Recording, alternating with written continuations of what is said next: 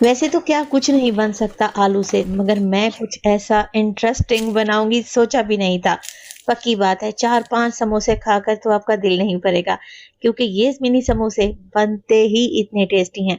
अगर समोसा बनाना आपको झंझट लगता है, तो फिर इस रेसिपी के बारे में आप क्या कहेंगे? क्योंकि इस रेसिपी में ना ही आपको समोसे में फिलिंग भरनी है, ना ही शेप देनी है। एक ही वक्त में ढेर सारे समोसे बनाएं और एंजॉय करें। अस्सलाम वालेकुम, मेरा नाम है फायजा खान और आज आप लोगों से शेयर करूंगी मैं मिनी समोसा की बेहतरीन रेसिपी। मतलब कि कोई इतने क्रिस्पी और क्रंची बनेंगे कि हलवाई को छुट्टी दे देंगे। तो देर किस बात की, जल्दी से रेसिपी स्टार्ट करती हूँ।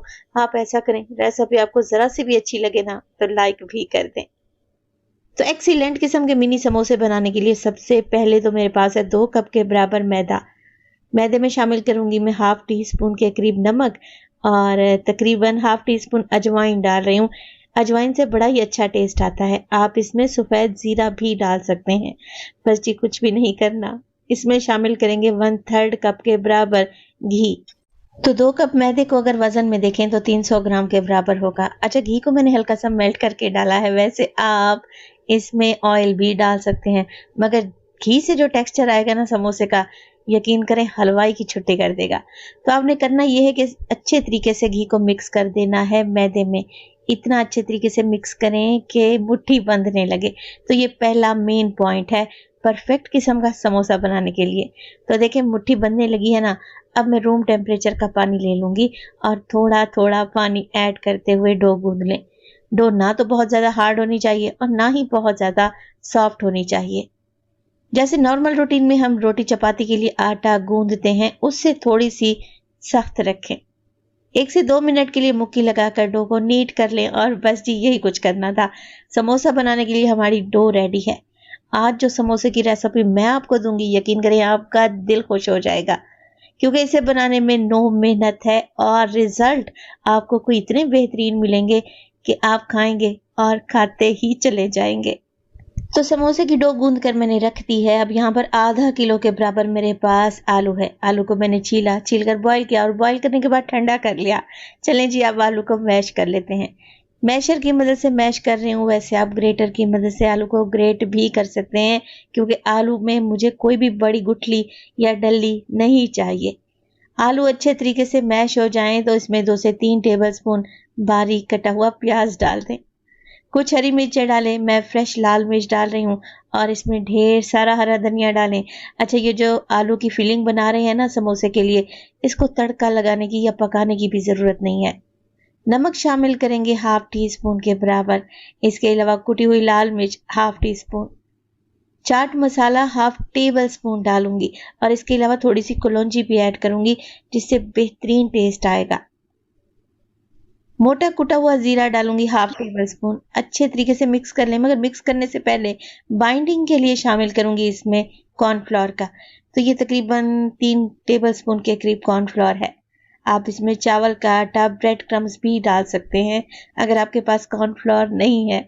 चलें जी, सब चीज़ों को अच्छे तरीके से मिक्स करें और मिक्स करने के बाद नमक लाजमी चेक कर लिया करें, क्योंकि नमक कम होना तो किसी भी चीज़ में टेस्ट नहीं आता। तो बारिशों का सीजन है, ऐसी चटपटी करारी सी चीजें बहुत ही टेस्टी लगती हैं चाय के साथ। वैसे बारिश आए या ना आए, शाम की चाय के लिए कुछ ना कुछ तो फैमिली वाले मांगते ही हैं, क्योंकि शाम होते होते ही भूख लग जाती है। आप ऐसा करें, बाहर से समोसे पकोड़े मंगवाने की बजाय घर में ये रेसिपी ट्राई करें। यकीन करें सब आपके फैन हो जाएंगे और आपकी वाह वाह हो जानी है। तो यहाँ पर आलू को अच्छे तरीके से मैंने मिक्स करके एक साइड पर रख दिया। डो जो मैंने गूंद के रखी हुई थी, उसके 2 इक्वल साइज के पेड़े बना लें। अच्छा, एक पेड़ा उठाएं और किचन काउंटर पर लेके आएं। तो पहले हाथ की मदद से पेड़े को हल्का सा चपटा कर लें, फिर थोड़ा सा इस पर खुश्क मैदा यानी कि आटा डालें और बेलन की मदद से एक बड़ी सी रोटी बनाकर रेडी कर लें।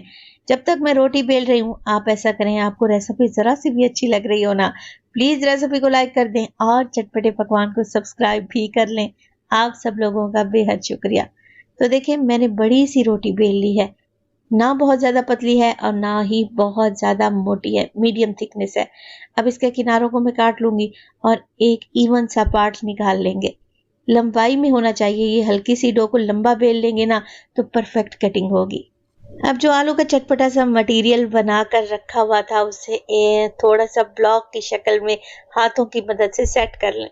इस तरीके से क्या होगा, समोसे की शेप बड़ी परफेक्ट आएगी। तो हल्का सा इसे प्रेस करें। ये जो आलू का मटेरियल है बहुत ज़्यादा भर भर कर नहीं लगाएंगे। अच्छा, इसकी थिकनेस होनी चाहिए तकरीबन 1/2 इंच के बराबर। थोड़ी सी आलू की मैं कटिंग कर लूँगी क्योंकि इतने बड़े साइज़ के समोसे मुझे नहीं चाहिए। छोटे-छोटे मिनी समोसे बनाएँगे ना, बड़े ही ज़बरदस्त बनेंगे। तो यहाँ पर आलू का मटेरियल मुझे ज़्यादा लग रहा था, तो छुरी की मदद से हल्का-सा मैंने इसे काट कर अलहदा कर लिया है, मगर डो नहीं काटी, इस बात का ध्यान रखें। अच्छा, यहाँ पर हमने क्या करना है, नीचे वाली जो हमने डो बेल कर रखी हुई है ना, उसको आलू के ऊपर इस तरीके से लगाते जाएँ, चिपकाते जाएँ। पानी लगाने की ज़रूरत नहीं है। अब इसे उठाएँ और इस तरीके से फ्लिप कर दें। अच्छा, फ्लिप करने के बाद जो एक्स्ट्रा डो है उसे काट लेंगे, मगर अच्छा, एक्स्ट्रा डो को काटते वक्त आधे इंच का फासला रखें क्योंकि अभी हमने इसको सील करना है। तो बस जी एक्स्ट्रा डो निकाल लेते हैं। इसे ज़ाया नहीं करना बल्कि इसे बेल कर दोबारा से समोसे बनाएंगे। चलें जी, अब जो एक्स्ट्रा डो हमने काटी है ना, उस पर हल्का सा पानी लगा लें या पानी लगाए बगैर ही जैसे मैं सील करती जा रही हूँ ना, इस पूरे ब्लॉक को सील कर दें। अब ये हमारे पास ढेर सारे समोसे बनेंगे एक ही शीट से। हल्का सा मैं इसे इवन कर लूँगी और बस जी समोसा बनाना स्टार्ट करते हैं। इस तरीके से आपने जिग जैग समोसे की कटिंग करनी है, मगर तेज छुरी की मदद से कटिंग करेंगे ना, परफेक्ट समोसे की कटिंग होगी। तो अब आप खुद ही देखें, एक शीट से कितने ढेर सारे समोसे बनकर रेडी हो गए और ज़्यादा मेहनत भी नहीं करना पड़ी। तो है ना काम की रेसिपी। मैं आपको समोसे चेक करवाती हूँ, आप ज़रा इनकी शेप देखें। जब आप इन्हें फ्राई करेंगे ना, बिल्कुल भी स्टफिंग बाहर नहीं निकलेगी। यकीन करें, इस बात की तो मैं आपको गारंटी दूंगी। तो इसी तरीके से हमने सारी शीट को बेल लेना है और इसी तरीके के सारे समोसे काट कर रेडी कर लेने हैं। बहुत ही आसान सा तरीका है। एक बार बनाएंगे ना तो बार बार बनाएंगे। अच्छा, यहाँ पर मैं समोसे काट चुकी हूँ, ढेर सारे समोसे हैं, बाकी के समोसे अलहदा से प्लेट में रखे हैं। एक बोल ले लूंगी और उसमें शामिल करूंगी आधा कप के करीब मैदा। मैदे में शामिल करेंगे 1 कप के बराबर पानी। मिक्स करेंगे और एक पतली सी स्लरी बनाकर रेडी कर लेंगे। वैसे तो समोसे को जब आप फ्राई करेंगे ना, फिलिंग बाहर नहीं निकलेगी क्योंकि आलू में मैंने ऑलरेडी कॉर्नफ्लोर डाला हुआ है। इस तरीके से स्लरी में डिप करेंगे तो क्या होगा, हमें डाउट नहीं रहेगा कहीं हमारे समोसे खुल तो नहीं जाएंगे। आप ये पतली सी स्लरी बना लें और इस स्लरी में समोसे डिप करते जाएं और फ्राई करते जाएं। यहाँ पर ऑयल को मैंने पहले ही गरम करने रख दिया था, मीडियम टू लो फ्लेम पे। अगर आपने एकदम हलवाई वाले समोसे खाने हैं ना, तो लो फ्लेम पे समोसों को फ्राई करें। बस जी, अब एक समोसा उठाएं, स्लरी में डिप करें और गर्मा गर्म ऑयल में छोड़ते जाएं।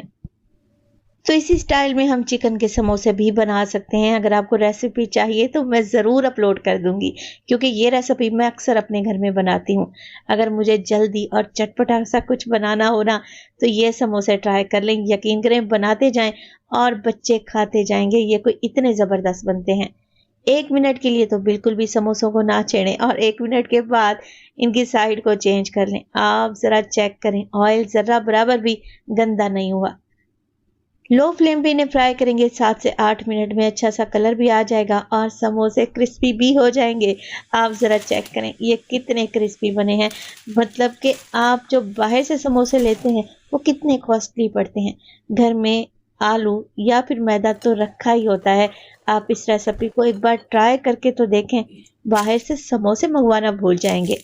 देखें कितने क्रिस्पी हैं। रेसिपी बड़ी ज़बरदस्त है, बनाने में भी आसान है और एक ही वक्त में आप ढेर सारे समोसे बना लेंगे तो लाइफ में और क्या चाहिए।